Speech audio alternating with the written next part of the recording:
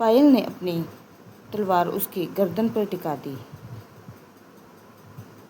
बोल, तू उस कड़ी सुरक्षा वाली जेल से बाहर कैसे आया? मैनेजर ने कहा। पैसा और सत्ता का लालच। पायल जी, आपके इसी महल के उस भेदी ने जेल में मेरी मौत का नाटक रचकर मुझे आज़ाद करवाया।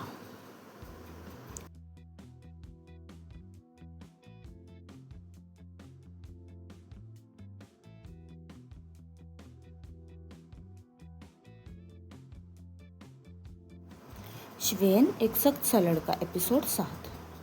नमस्ते दोस्तों, मैं हूं आपकी दोस्त और इस कहानी की लेखिका आरजे पूनम। शिवेन एक सख्त सा लड़का के सीजन 2 में आप सभी का स्वागत है। दोस्तों, पिछले एपिसोड में आपने सुना कि रानी पायल ने आर्यन के अहंकार को मिट्टी में मिला दिया था, पर आर्यन की वो आखिरी चेतावनी कि महल में ही कोई गद्दार छुपा हुआ है पायल के दिल में खटक रही थी। आज उसी गद्दार के पीछे छुपा असली चेहरा बेनकाब होगा। चलिए सुनते हैं आज का धमाकेदार एपिसोड।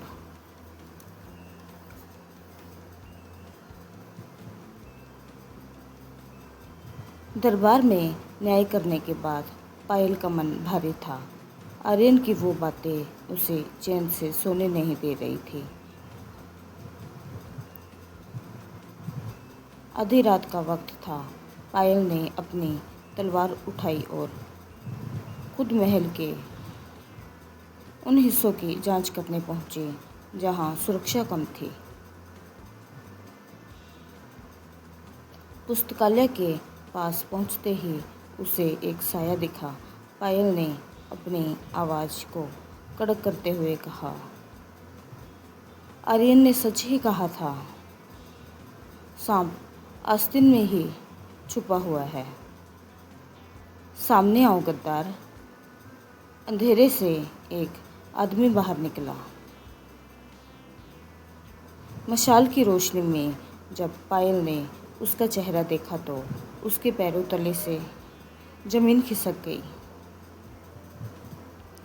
वह कोई और नहीं बल्कि मैनेजर था।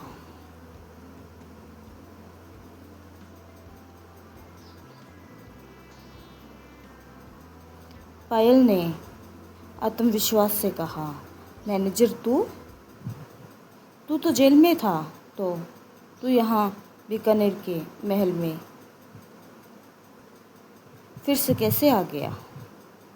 मैनेजर ने मुस्कुराते हुए कहा, रानी साहिबा, कानून की दीवारें मुझे नहीं रोक सकती। जिस आर्यन को पकड़कर आपने अपनी जीत समझी है, वो तो सिर्फ मेरा प्यादा था। असली मास्टरमाइंड तो मैं हूँ। पायल ने अपनी तलवार उसकी गर्दन पर टिका दी। बोल, तू उस कड़ी सुरक्षा वाली जेल से बाहर कैसे आया? मैनेजर ने कहा। पैसा और सत्ता का लालच। पायल जी, आपके इसी महल के उस भेदी ने जेल में मेरी मौत का नाटक रचकर मुझे आज़ाद करवाया। मुझे बीकानेर की वो गद्दी और खजाना चाहिए जो कभी मेरा होने वाला था। पायल हैरानी से कहती है, तेरा होने वाला था? तेरा दिमाग तो ठिकाने पर है मैनेजर। तू तो महज एक मुलाजिम था, तो तू इस रियासत का वारिस कब से बन गया? मैनेजर कुटिलता से मुस्कुराते हुए, रानी साहिबा, वारिस खून से नहीं इरादों से बना जाता है। सीजन 1 में जब मैंने शिवेन के खिलाफ जाल बुना, तब मेरा मकसद यही था कि उसे रास्ते से हटाकर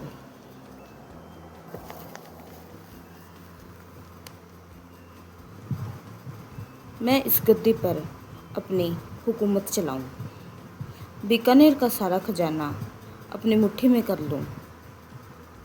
उस वक्त मेरा वो सपना पूरा होने ही वाला था कि आपने सब बिगाड़ दिया। इसलिए आज भी मैं उसे अपना ही हक मानता हूँ,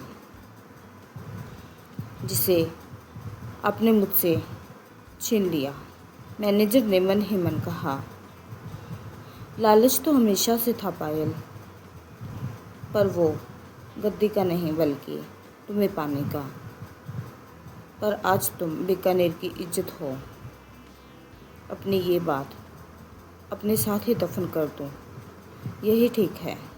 पायल ने कड़क आवाज़ में कहा, गुनाह कभी हक नहीं बनता मैनेजर। मंत्री जी, इसे ले जाइए और काल कोठरी में डाल दीजिए। तो दोस्तों, दुनिया के सामने तो यही लग रहा था कि मैनेजर सिर्फ गद्दी का भूखा है, पर सच तो कुछ और ही था। जी हाँ, मैनेजर मन ही मन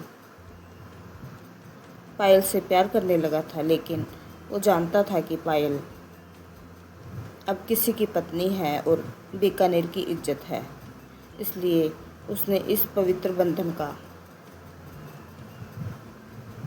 सम्मान करते हुए अपने प्यार को मन में ही दबा लिया और दुनिया के सामने नफ़रत का मुखौटा ओढ़ लिया।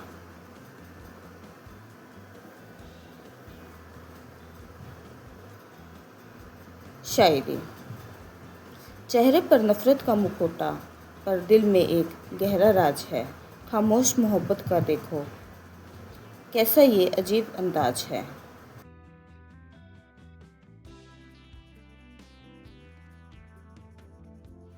मन ही मन उसे चाहा पूनम, पर मर्यादा को टूटने नहीं दिया।